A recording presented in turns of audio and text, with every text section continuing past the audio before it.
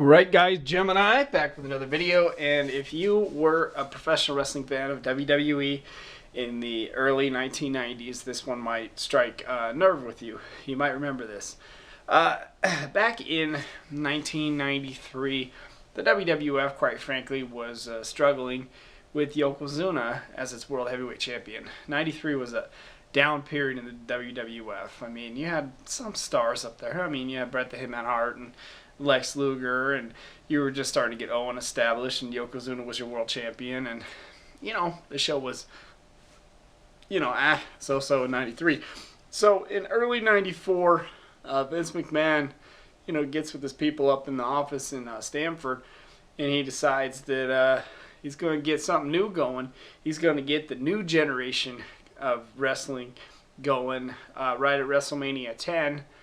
The new generation was going to be launched when Bret the Hitman Hart won the WWF title from Yokozuna in New York at WrestleMania 4 at Madison Square Garden.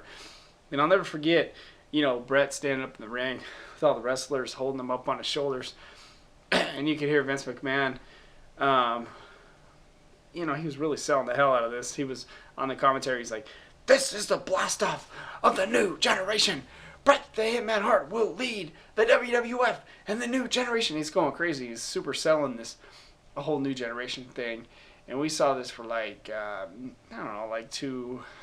3 years. All in all, I would say the new generation, was a bit of an experiment. I feel that during the new generation stretch, I'd say from about 94 to somewhere around 96, they focused on smaller, faster, more athletic wrestlers, more dynamic wrestlers who could do different things in the ring, a la Shawn Michaels, a la Bret the Hitman Hart. All in all, I don't think that the new generation in the WWF really worked. I don't think it really showed a reflection in the numbers, the ratings. I'm not saying that watching an X-Pac and Bret the Hitman Hart match at the time was a bad thing, because it wasn't a bad thing. It was tremendous. I'm not saying that watching Owen Hart, be launched between 94 and 96 was a bad thing, because it was tremendous. And I will say that the new generation, to its credit, was a better time frame than we've seen over anything the WWE has probably done in the last 2-3 years. I think one of the biggest problems with the new generation time frame was the PG rating behind it. Really restricted it. But you did see some stars launched during the new generation. I mean, you saw Kevin Nash and Scott Hall and Shawn Michaels and Bret Hart really start to get established.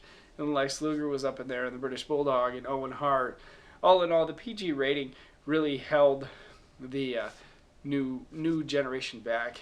And I remember watching some of the vignettes that they ran during the new generation when they were showing clips of Hulk and Andre.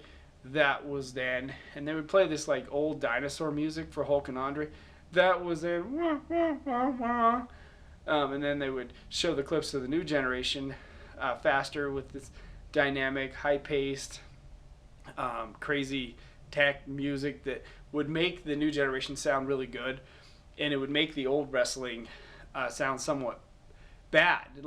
They were trying to portray the new generation as good, and they were trying to portray, when Hulk slammed Andre as this bad, slow Jurassic type thing. And I never agreed with it on that. And I'm glad that they got away from bashing their history. I was like, you can't bash Hogan and Andre. Yeah, it was a little slower, but I mean, that was the foundation. So for the new generation to be portrayed as this good thing when it was just new and starting to get established, to badmouth time-tested tricks like Hogan slamming Andre that had worked in the past, they kind of shot themselves in the foot on that one, I should say. But all in all, we'll wrap this video up. I'd say the new generation would have been a lot better without such restrictions.